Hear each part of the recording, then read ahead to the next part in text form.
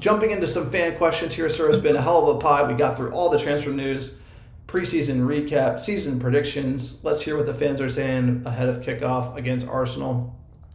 At 33_63_. The FPL experts are completely disregarding Cunha and Mbuemo at 8 million and loving Wirtz at 8.5. Does this seem logical to you?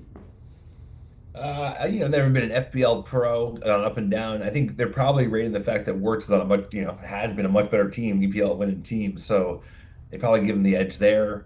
Well, you came in last in our league last year, so you're the worst FPL manager, and you lost the prediction game to me on the podcast. That was closer. You know why you lose? Because you only have United. You have as many United players as possible. United just got absolutely sucked. You're so loyal, sir. What do you think, sir? So you got a Muppet heart. Everyone loves you because you're a Muppet heart. Everyone loves you. You're full Muppet. Can't hide it. At Grifter10 sirs, can't wait for the season to start. Mason Money Mount has looked very good. His pressing is what this team needs.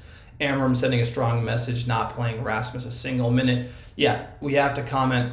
Great point, Potato. Rasmus didn't play against Fiorentina. That's usually when you're doing a deal. And Šeško wasn't ready. So you think Mount can make an impact this season? I feel like Mount's a great bench player. I think he's going to come off the bench. He's going to start in certain games, but he's not going to be the top dog. But his pressing, his work rate late in games, he also has that finish on him. I just feel like that's where Mount should be. We overpaid for him, but he's a good player. We overpaid for him. We gave him wages that were probably too high. But that being said, I agree. He's a good player. He's a good personality. He's a good kid. He won't be a starter because he's not better than Bruno, and he's not better than Cunha, and he's not better than Bumo. But there are games, and we're going to get back in Europe. So we're going to need players that can come in. Also, we lost all these wingers. We're losing Garnacho, Sancho, Rashford, Anthony. It's like you need players that can come in and make an impact. He can do that. He won't be a starter, but I think if he stays fit, he's got a high work rate. He's, like you say, he's a good presser. He fits in really well with the Amorim system. So he's an option, and he's a great option to have. So I'm all about Mason Mount. I want everybody who's here to play a role, and that's why I'm more optimistic than I was, because they pushed out all the bluffers, and they're not even allowed to touch the place, and it just feels like the vibes have gotten better. And I know that's just vibes, but Mount's a contributor to that. Like, you want good personalities around and no more fucking bad eggs. At Ty Kircher, the energy and fitness of the squad looks to be much improved from when Ruben came in last year. Let's hope it stays that way.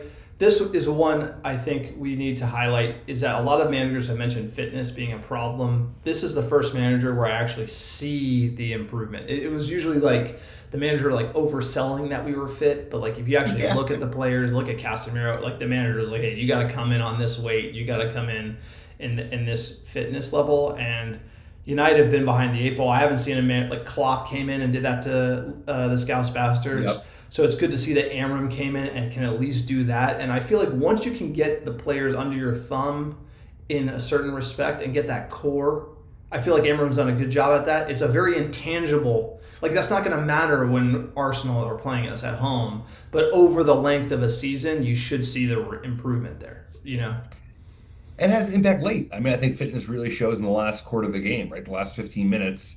That's when it proves that you're a fit team. It also speaks to the discipline. It speaks to the nutrition. It speaks to the fact that the team is just more dialed in about how they're doing and eating the right things and following the protocol, and they're all in on him. And like you said, we've heard oh, the team is super fit. They haven't looked it. They look fucking fit. And I know it's only preseason, but the boys have looked sharper. The pressing's been better.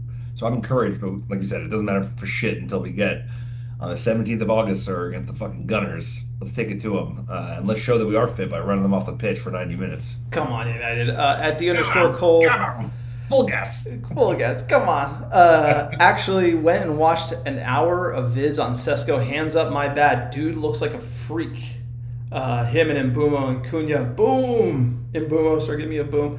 Are you about to do some serious work? I can't remember the last time the squad looked this fit. Maybe year one of Jose. Yeah. Get Donnarumma in. That's an excellent point. We haven't commented on the Donnarumma, that it's just kind of out there in these kind of rag tiers. There's something going on where someone might pick him up for cheap.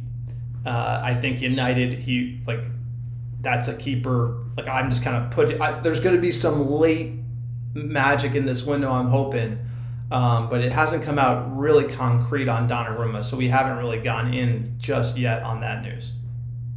No, it was one of those where you first thought like, it's like Emi Martinez, bro. Like he's fishing for a deal. There's not a lot of appetite from the club. Maybe he's looking for a new deal from his existing club. But then PSG went and signed his replacement. He's in the last year of his contract. Apparently, he is not above winding that shit down to the end and walking. He's a real profile, bro. He's young. He's only 26 for a goalkeeper. He broke onto the scene really young in Italy. He's a fucking cave troll. I know that fits your protocol. Goalie has to have at least a little cave troll, even though I don't think De Gea did. He was too handsome to be a goalie. He had that goat look. You need a personality. You're right. De Gea was a little softer, but that the save that De Gea had was elite. He was a fucking cat. He didn't need it. He didn't need it. But that they let him down in those moments. Like we know those moments that he had, and those were tough. But to his credit, on the personality side, he stood tall in those tough interviews. A lot of people went hiding. Last one here at Mike United Mets. I can't believe Bayindir, King of Chops, shaved them off. Hysterical. He definitely listens to the podcast.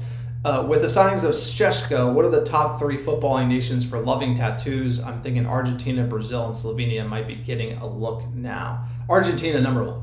Number one by a month. Argentina is studs up bad tattoos. If you had to sum up the footballing nation in one way, it's like they love throwing studs. They love bad tattoos. Just can't get enough of the bad tattoos, Argentina.